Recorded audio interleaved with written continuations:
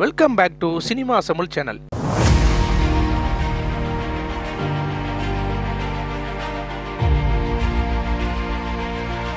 இன்றைக்கி நம்ம இந்த வீடியோவில் எதை பற்றி பார்க்க போகிறோம்னா இப்போ வந்து தமிழ் சினிமா பொறுத்த வரைக்கும் பார்த்தீங்கன்னா நிறைய கண்டென்ட் மூவி நிறையா வருது. டிஃப்ரெண்டான மூவிஸ் நிறையா கொண்டு வராங்க. அந்த மாதிரி வந்து நிறைய டேரக்டர்கள் வந்து நிறைய மூவி எடுத்திருக்காங்க. எக்ஸாம்பிள் வந்து பார்த்தீங்கன்னா GV2 இதெல்லாம் வந்து பார்த்தீங்கன்னா சூப்பராக இருக்குது. அது மட்டும் இல்லாமல் விக்ரம் இந்த மாதிரி மூவி பெரிய பட்ஜெட் மூவிலாம் வந்து வித்தியாசமாக எடுத்திருக்காங்க. அது மட்டும் இல்லாமல் இந்த மாதிரி வந்து நிறைய படங்கள் வந்திருக்கு. வித்தியாசமான கதை திரைக்கதை கொண்ட படங்கள் வந்து நம்ம ஏற்கனவே பார்த்துருக்கோம். ஆனால் வந்து வித்தியாசமான படங்கள் வந்து டேரக்டர் பண்ணியிருக்காங்க. அந்த மாதிரி படங்கள் தான் பார்க்க போகிறோம். இந்த வீடியோ பார்க்கறதுக்கு முன்னாடி இந்த வீடியோ மறக்காமல் பிடிச்சிருந்தா லைக் பண்ணிட்டு ஷேர் பண்ணுங்கள். மறக்காமல் நம்ம சேனலை பார்த்தீங்கன்னா சப்ஸ்கிரைப் பண்ணிக்கோங்க. அப்போ தான் போகிற வீடியோ பார்த்தீங்கன்னா உங்களுக்கு நோட்டிஃபிகேஷனாக வரும். ஃப்ரெண்ட்ஸ், இதில் வந்து பார்த்தீங்கன்னா வித்தியாசமான கண்டென்ட், அது மட்டும் இல்லாமல் வித்தியாசமான டேரக்டர்கள் வந்து வித்தியாசமான கண்டென்ட் வந்து கொடுத்துருக்காங்க. அந்த மாதிரி வந்து நிறைய படங்கள் வந்து இயக்குநர்கள் எடுத்திருக்காங்க. அந்த மாதிரி எந்த படங்கள் வந்து பார்க்க போகிறோம். ஃபஸ்ட்டு நம்ம பார்க்க போகிற இயக்குனர் யாருன்னு பார்த்தீங்கன்னா நம்ம சக்தி சௌந்தரராஜன். இவர் எடுத்த படங்கள் எல்லாமே வந்து பார்த்தீங்கன்னா ஒவ்வொரு படம் வந்து டிஃப்ரெண்ட்டாக இருக்கும்.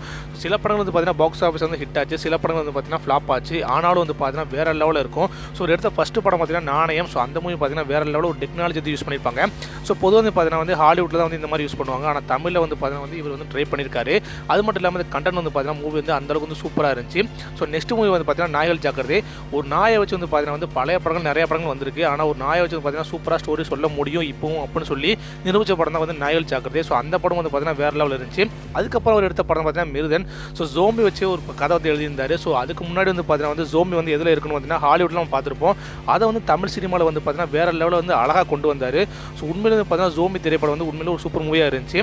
நெக்ஸ்ட் மூவி வந்து பார்த்தீங்கன்னா வந்து டிக் டிக் டிக். இந்த படம் வந்து பார்த்தீங்கன்னா ஸ்பேஸை வந்து எடுத்திருப்பாரு. ஸ்பேஸ் வந்து பார்த்தீங்கன்னா ஹாலிவுட்டில் வந்து வேறு லெவலில் எடுத்திருப்பாங்க. அந்த படங்கள் வந்து எல்லாமே வந்து பார்த்தீங்கன்னா நம்ம பார்த்துருப்போம். ஆனால் தமிழில் வந்து பார்த்தீங்கன்னா வந்து வித்தியாசமான முயற்சியில் கொண்டு வந்தார். அதுக்காக வந்து இதை வந்து படம் வந்து வேறு லெவலில் ஹிட் ஆச்சு. குறைஞ்ச பட்ஜெட் வந்து பார்த்தீங்கன்னா வேறு லெவலில் வந்து ஹிட் கொடுத்துருந்தாரு. அது மட்டும் இல்லாமல் இப்போ வந்து ஆரியை வச்சு வந்து பார்த்தீங்கன்னா ஒரு மூவி எடுத்திருக்காரு. ஏற்கனவே வந்து பார்த்தீங்கன்னா டெடின்னு மூவி எடுத்தார்.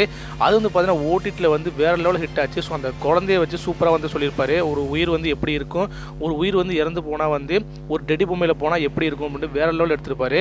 இப்போ வந்து பார்த்தீங்கன்னா கேப்டன் மூவி வந்து ரெடி ஆகிருக்கு. அது மட்டும் இல்லாமல் இந்த படம் வந்து பார்த்தீங்கன்னா பிரிடேட்டர் அந்த மாதிரி இருக்குன்னு சொல்கிறாங்க ஸ்டோரி எல்லாமே.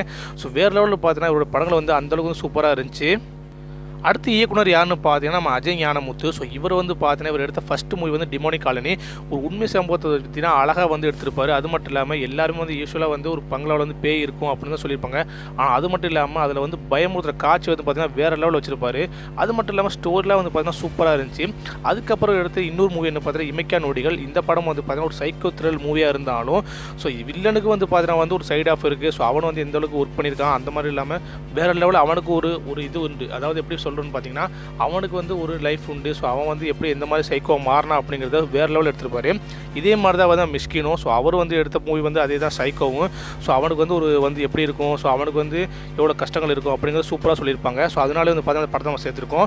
அதுக்கப்புறம் வந்து பார்த்தீங்கன்னா அஜய் ஞானமுத்து இப்போ வந்து கோப்ரான் மூவி எடுத்திருக்காரு. விக்ரமோட நடித்த மூவி. இந்த மூவி வந்து பார்த்தீங்கன்னா கூடிய சீக்கிரம் ரிலீஸ் ஆக போகுது. கன்ஃபார்ம் வந்து பார்த்தீங்கன்னா இது ட்ரைலராக ரிலீஸ் ஆயிடுச்சு. வேறு லெவலில் வந்து பார்த்தீங்கன்னா வந்து விக்ரம் இருக்காரு. ஒரு விக்ரமா இல்லை 2 விக்ரமா தெரியல. வேறு லெவலில் இருக்குது. வெயிட் பண்ணி பார்க்கலாம் படம் எப்படி இருக்க போகுது அப்படின்னு. நெக்ஸ்ட்டு வந்து வித்தியாசமான கதை கொண்ட படம் எதுன்னு பார்த்தீங்கன்னா சதுரங்க வேட்டை தான். இதை எடுத்தது யாருன்னு பார்த்தீங்கன்னா ஹச் வினோத் தான். ஒரு வித்தியாசமான வந்து ரொம்பவே வந்து லோ பட்ஜெட் எடுத்த ஒரு படம் வந்து வேறு லெவல் ஹிட் ஆச்சு. ஒரு மனுஷனை வந்து எப்படி ஒரு மனுஷன் ஏமாத்துறான், தெரிஞ்சே வந்து எப்படி ஏமாத்துறான். அதுதான் வந்து வேறு லெவலு.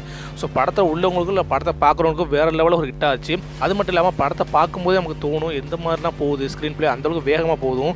அது மட்டும் இல்லாமல் அவர் எடுத்து இன்னொரு படம் தான் வந்து தீரன் அதிகாரம் 1. அந்த படம் வந்து பார்த்தீங்கன்னா ஒரு உண்மை சம்பவம் இருந்தாலும் வேறு லெவலில் வந்து நுணுக்கமாக வந்து எடுத்திருப்பாரு. ஒரு மனுஷன் வந்து எந்த அளவுக்கு யோசிக்கிறான். ஃபைட்லாம் வந்து பார்த்தீங்கன்னா ரியல் ஃபைட் மாதிரி அந்தளவுக்கு வந்து எந்த மாதிரி சிந்திச்சு வந்து ஒரு மனுஷன் செயல்படுவான், ஒரு போலீஸ் வந்து எந்த மாதிரி சிந்திப்பான் அப்படிங்கிறது வந்து வேறு லெவலில் வந்து உடச்சிருப்பாரு. சூப்பராக இருந்துச்சு. ஆனால் அவர் எடுத்து வந்து வலிமை வந்து பார்த்தீங்கன்னா அந்தளவுக்கு வந்து போகலை. அது ஒரு மொக்க படமாக இருந்தாலும் பார்த்தீங்கன்னா அஜித் ஃபேன்ஸ் வந்து படத்தை ஓட்டினாங்க. அதனால வந்து பார்த்தீங்கன்னா அந்த படம் தான் ஆவரேஜாக இருந்துச்சு.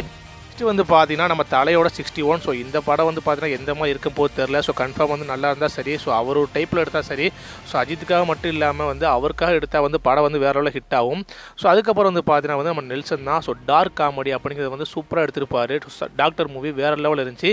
இதே பேட்டர்ன் தான் வந்து ஃபஸ்ட்டு வந்து நம்ம நலன் குமாரசாமி எடுத்திருப்பாரு சூதுகவும். அந்த படம் பார்த்தீங்கன்னா ஒரு டார்க் காமெடி தான். எந்த மாதிரி வந்து சிரிக்க வைக்கணுமோ அந்த மாதிரி வந்து அவங்க சிரிக்க வைக்க மாட்டாங்க, ஆனால் நம்மளை வந்து சிரிக்க வைப்பாங்க. அந்த மாதிரி பார்த்தீங்கன்னா வந்து வேறு லெவலில் இருந்துச்சு. ஆனால் அவர் எடுத்த வந்து பார்த்தீங்கன்னா பீஸ்ட்டு. ஸோ அது வந்து பார்த்தீங்கன்னா அந்த அளவுக்கு போகலை, அது ஒரு மொக்க படம் தான். ஆனால் வந்து தளபதி ஃபேன்ஸ் வந்து அந்த படத்தை வந்து ஓட்டிட்டாங்க. அதனால வந்து பார்த்தீங்கன்னா அந்த படம் வந்து பார்த்தீங்கன்னா வந்து ஒரு ஆவரேஜே இல்லாமல் வந்து ஹிட்டாகவும் ஆயிடுச்சு. ஏன்னா அந்தளவுக்கு பார்த்தீங்கன்னா ப்ராஃபிட் வந்து அந்த படம் வந்து கொடுத்துருச்சு. இருந்தாலும் இவர் எடுத்த முன்னாடி உள்ள படம் பார்த்தீங்கன்னா டாக்டர், அது மட்டும் இல்லாமல் வேறு லெவல் இருந்துச்சு. அதுக்கு முன்னாடி எடுத்த கோலமாக கோகிலா, ஸோ அந்த படம் வந்து பார்த்தீங்கன்னா நல்ல ஒரு காமெடியான மூவியாக இருந்துச்சு. ஸோ அதனால பார்த்தீங்கன்னா நம்ம லிஸ்ட்டில் சேர்த்துருக்கோம். நெக்ஸ்ட் வந்து பார்த்தீங்கன்னா நம்ம ரவிக்குமாரோட இன்று நேற்று நாளே மூவி. ஸோ இந்த படம் வந்து பார்த்தீங்கன்னா ஹாலிவுட்டில் வந்து டைம் ட்ராவல் மூவி வந்து நிறையவே பார்த்துருப்போம். இருந்தாலும் தமிழில் ஏற்ற மாதிரி வந்து பார்த்தீங்கன்னா காமெடி கலந்து கொடுத்துருப்பாரு.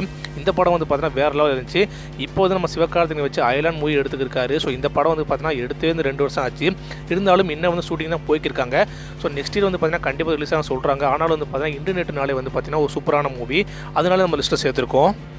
நெக்ஸ்ட் மூவி பார்த்தீங்கன்னா நம்ம மகிழ் திருமேனி. ஸோ அவங்களோட வந்து தட மூவி. உண்மையிலே வந்து பார்த்தோம் ஒரு ரெட்டைகள் வந்து இந்த மாதிரி வந்து நிறையா க்ரைமில் வந்து ஃபாரின்லாம் வந்து ஈடுபட்டிருக்காங்க. ஸோ அந்த மாதிரி வந்து எப்படி தப்பிச்சாங்கிறத தமிழில் வந்து வேறு லெவலில் எடுத்திருப்பாங்க. ஸோ ஒரு கொலை வந்து பார்த்தீங்கன்னா ஒருத்தர் பண்ணிடுவாங்க. ஆனால் வந்து அவங்க ரெட்டை பிரிவி, ஆனால் அவங்களோட டிஎன்ஏ வந்து கண்டுபிடிக்க முடியாது. ஸோ அந்த மாதிரி வந்து பார்த்தீங்கன்னா ஸ்க்ரீன் பிளே வந்து வேறு லெவலில் இருந்துச்சு. ஸோ என்கேஜிங்காக கொண்டு போச்சு. அதனால இந்த படம் பார்த்தீங்கன்னா வேறு லெவல் ஹிட்டாகவும் ஆச்சு. ஸோ ஃப்ரெண்ட்ஸ் இதெல்லாம் வந்து நான் சொன்னாலும் நிறைய பேர் கேட்பீங்க, என்னடா சங்கரை விட்டுட்டே அப்படின்னு. நான் வந்து சங்கரை விடலை. சங்கர் சார் வந்து பார்த்தீங்கன்னா வந்து பிரம்மாண்டத்துலையும் பிரம்மாண்டம். ஸோ அவரை பற்றி சொல்ல தேவையே இல்லை. அதுக்கு முன்னாடி வந்து பார்த்தீங்கன்னா ஒரு விஷயம் சொல்லிடுறேன். ஸோ அவர் எடுத்த வந்து எந்திரன் மூவி. ஸோ இரும்புக்கும் வந்து அது மட்டும் இல்லாமல் ஒரு பெண்ணுக்கு வந்து லவ் வந்தால் எப்படி இருக்கும் அப்படின்னு பார்த்தீங்கன்னா தமிழில் வந்து வேறு லெவல் ஹிட் ஆச்சு. அது மட்டும் இல்லாமல் தமிழ் மூவி வந்து பார்த்தீங்கன்னா வேறு லெவலில் கொண்டு போச்சு, உலகத்துக்கே கொண்டு போச்சு. அதனால நான் வந்து சொல்ல தேவையே இல்லை. ஸோ அதனால வந்து நான் சொல்லலை. இருந்தாலும் இந்த படத்தை சொல்லாமல் இருக்க முடியாதனால சொல்கிறேன். நெக்ஸ்ட் வந்து பார்த்தீங்கன்னா நம்ம கார்த்திக் தங்கவேல் இயக்குனர். ஸோ அவர் வந்து பார்த்தீங்கன்னா ஜேமரை வச்சு அடங்கமர்னு ஒரு சூப்பர் ஹிட் மூவி கொடுத்தாரு. ஸோ அதுக்கப்புறம் பார்த்தீங்கன்னா அவருக்கு வந்து எந்த ஒரு மூவியுமே இன்னும் கிடைக்கல. அதில் வந்து கான்செப்டே வந்து பார்த்தீங்கன்னா அவ்வளோ சூப்பராக இருக்கும். ஸோ ஒருத்தர் பாதிக்கப்படுறான், ஒருத்தன் பாதிக்கப்படுறான், எப்படி திருப்பி ரிவெஞ்ச் எடுக்கிறான். அது வந்து பார்த்தீங்கன்னா நிறையா வந்து கண்டென்ட் வந்து கொடுத்துருக்காங்க. நிறைய மூவி அதே மாதிரி வந்திருக்கு, எப்படி வந்து ஒருத்தர் வந்து ரிவெஞ்ச் பண்ணுறான் அப்படின்னு. ஆனால் இந்த மூவியில் பார்த்தீங்கன்னா அவன் வந்து எந்த மாதிரி ரிவெஞ்ச் எடுக்கிறான், ஸோ எப்படி வந்து டிஃப்ரெண்ட் தண்டனை கொடுக்குறான் அப்படிங்கிறது சூப்பராக சொல்லியிருப்பாங்க. அவங்க அப்பா கையில் வந்து அவங்க மயங்களை வந்து எப்படி கொல்ல வைக்கிறான் அப்படிங்கிறது வந்து சூப்பராக சொல்லியிருப்பாங்க. அதனால வந்து பார்த்தீங்கன்னா வேற லெவலில் அந்த படம் ஹிட் ஆச்சு. ஆனாலும் அவருக்கு வந்து பார்த்தீங்கன்னா திருப்பி வந்து எந்த ஒரு படமும் வந்து கிடைக்கல. அதுதான் வந்து இன்னும் வந்து டவுட்டாக இருக்குது என்னாச்சு அப்படின்னு சினி ஃபீல்டில் அப்படின்னு. இருந்தாலும் இந்த படம் வந்து பார்த்தீங்கன்னா சூப்பராகவே என்கேஜிங்காக இருக்கும். அப்புறம் வந்து 96 மூவி. ஸோ இந்த படத்தை பற்றி சொல்லவே தேவையில்லை, பிரேம்குமார் எடுத்திருப்பாரு. ஸோ 90s கிட்ஸ் எல்லாருக்குமே தெரியும். அது மட்டும் இல்லாமல் 90s கிட்ஸில் படித்தவங்களுக்கு வந்து இது ரொம்ப வந்து ஒரு யூஸ்ஃபுல்லான படம் தான். ஸோ இந்த படத்துக்கு அப்புறம் தான் வந்து எல்லாருமே வந்து வாட்ஸ்அப்பில் வந்து குரூப் ஆன் பண்ணி, ஸோ குரூப்பில் வந்து இந்த மாதிரி 90s 80s குரூப்பில் வந்து ஸ்கூல் மேட்லாம் வந்து ஆரம்பித்து அவங்களாம் போய் பார்த்தாங்க. அந்தளவுக்கு வந்து பார்த்தீங்கன்னா படம் வந்து ஒரு பெரிய வந்து இம்பேக்டே கொடுத்துச்சு. இந்த படத்தை வந்து பார்த்தீங்கன்னா நிறைய லாங்குவேஜ் வந்து ரீமேக் பண்ணாங்க. ஸோ அந்த இடத்துலாம் வந்து பார்த்தீங்கன்னா வேற ஹிட் ஆச்சு. இதில் வந்து பாட்டெலாம் வந்து பார்த்தீங்கன்னா அந்தளவுக்கு வந்து சூப்பராக இருந்துச்சு, எங்கேஜிங்காக கொண்டு போச்சு. அதனால வந்து பார்த்தீங்கன்னா படத்தை லிஸ்ட்டில் சேர்த்துருக்கோம். அதுக்கப்புறம் நம்ம கேஎஸ் ரவிக்குமாரோட தசாவதம் மூவி தான். ஸோ இதில் வந்து கமலோட கெட்டப் வந்து பார்த்தீங்கன்னா நிறைய கெட்டப் வந்து நிறைய மூவியில் போட்டிருக்காரு. இருந்தாலும் வந்து இந்த படத்தில் வந்து பார்த்தீங்கன்னா 9 கெட்டப் போட்டிருக்காரு. இது வந்து பார்த்தீங்கன்னா ஒரு டேரக்டரோட வித்தியாசமான முயற்சி தான். ஸோ அதனால வந்து பாராட்டலாம். அதனால வந்து பார்த்தீங்கன்னா அந்த படத்தை மிஸ் சேர்த்துருக்கோம். ஸோ ஃப்ரெண்ட்ஸ் இதுதான் வந்து நம்ம இயக்குனர்கள், அதாவது நம்ம தமிழ் இயக்குனர்கள் வந்து பார்த்தீங்கன்னா வந்து வித்தியாசமான முயற்சியால் வந்து பார்த்தீங்கன்னா வித்தியாசமான திரைக்கதை, அப்புறம் வந்து பார்த்தீங்கன்னா கதை கொண்டு படங்கள் தான் நான் கொடுத்துருக்கேன். ஸோ இதுக்கப்புறம் வந்து உங்களுக்கு வந்து வேறு ஏதாவது வந்து கண்டென்ட் இந்த மாதிரி தெரிஞ்சுன்னா கீழே வந்து சொல்லுங்கள். இந்த மாதிரி நிறைய மூவி இருக்குது அப்படின்னு தெரிஞ்சுன்னா அது கீழே சொல்லுங்கள். நான் கண்டிப்பாக வந்து நெக்ஸ்ட் வீடியோ போடுறேன். ஸோ ஃப்ரெண்ட்ஸ் உங்களுக்கு இந்த வீடியோ பிடிச்சிருந்தா மறக்காமல் லைக் பண்ணிட்டு ஷேர் பண்ணுங்கள். அப்படியே சப்ஸ்கிரைப் பண்ணிக்கோங்கப்பா, அப்போ தான் போகிற வீடியோ உங்களுக்கு நோட்டிஃபிகேஷன் வரும். ஸோ ஃப்ரெண்ட்ஸ் மறக்காமல் சப்ஸ்கிரைப் பண்ணுங்கள். ஃப்ரெண்ட்ஸ் எல்லாருக்கும் வீடியோ ஷேர் பண்ணுங்கள்.